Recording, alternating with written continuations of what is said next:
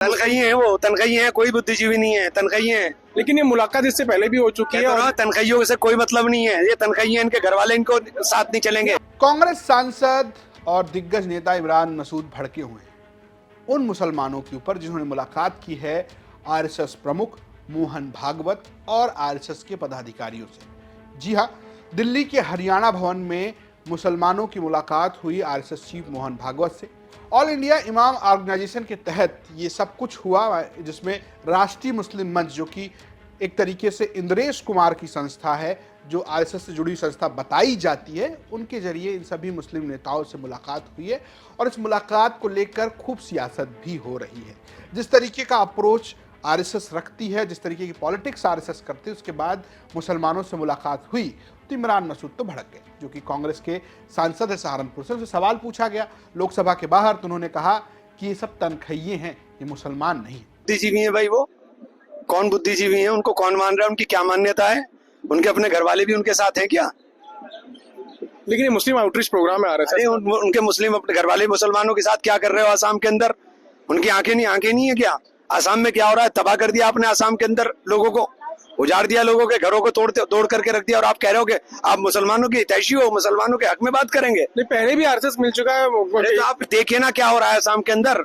आसाम में क्या हो रहा है? आसाम के अंदर उजाड़ दिया मुसलमानों को। लेकिन इस मुलाकात को आप किस तरह से देखते हैं? किसी भी तरह से नहीं देखता हूँ। तनखी है, तनखियों की तरह जा रहे हैं, बस और कुछ भी नहीं देखता हूँ। तो मुस्लिम बुद्धिजीवी है क्या आप उनको? तनखी है, वो तनखी है, कोई बुद्धिजीवी नहीं है, तनखी है। लेकिन ये मुलाकात इससे पहले भी हो चुकी है और तनखियों से कोई मतलब नहीं है, ये तनखी है, इनके घर वाले इनको साथ नहीं चलेंगे। दरअसल इस मुलाकात में आरएसएस चीफ मोहन भागवत के अलावा महासचिव दत्तात्रेय घोष बोले, सर सहकारवा कृष्ण गोपाल समेत कई सारे नेता रहे, जिसमें इंद्रेश कुमार भी शामिल थे। इसके अलावा मुस्लिम धर्मगुरुओं और बुद्धिजीवियों की बात करें तो करीबन 70 टॉप लीडर्स वहां पर मौजूद थे। जब उनसे मुलाकात के बाद बाहर आए ये नेता, तो उनमें से एक शाही इमाम लखनऊ से मुलाकात हुई और उन्होंने बताया कि आखिर किन मुद्दों पर बात हुई और मोहन भागवत ने उनसे क्या कहा।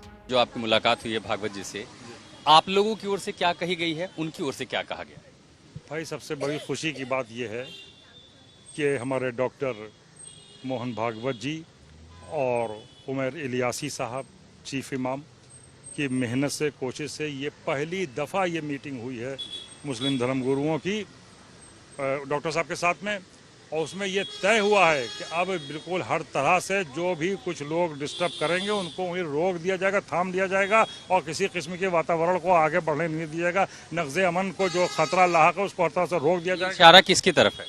वो इशारा जो संगठन है, आप जानते हैं, बहुत अच्छी तरह जानते हैं, जो डिस्टर्बेंस क्रिएट करते हैं, जो मुद्दा बनाते हैं, वो उनके लिए इशारा है। और थोड़े से लोगों के लिए, बड़े से लोगों, बड़ी जो तादाद है, उसके लिए दिक्कतें परेशानियों का सामना नहीं करना पड़ेगा। बैठक का मसला क्या था? क्योंकि वक़फ़ कानून हो, बिहार में जो SIR चल रहा है उस पर बात हुई है, आसाम में बुलडोजर, क्योंकि यही वो मसले जिनको लेकर के मदनी साहब ने बीती रात विपक्षी नेताओं को बुलाया था। बिल्कुल, वो भी मीटिंग हुई थी। ये पहली मीटिंग है, मैं आपसे बता रहा हूँ, ये पहली मीटिंग हुई है डॉक्टर साहब के साथ में, और जो सुप्रीमो हैं उनके साथ में हुई है, और ये हर तरह के मुद्दे सामने आए हैं और हर तरह की बात हुई है, और उन्होंने भी कहा है कि ये हर तरह से इसको फेस किया जाएगा और अब अच्छी फजा में बात होगी। ये बताइए कि बीती रात जैसे मदनी साहब ने बुलाया, समाजवादी पार्टी और कांग्रेस के नेता गए थे मिलने के लिए, अभी बिहार में चुनाव है, SIR का मुद्दा है, उस पे मुस्लिम संगठन आवाज उठा रहे हैं, आप लोगों ने कोई बात आज कही है भागवत जी के साथ? हमने ये कहा है कि अब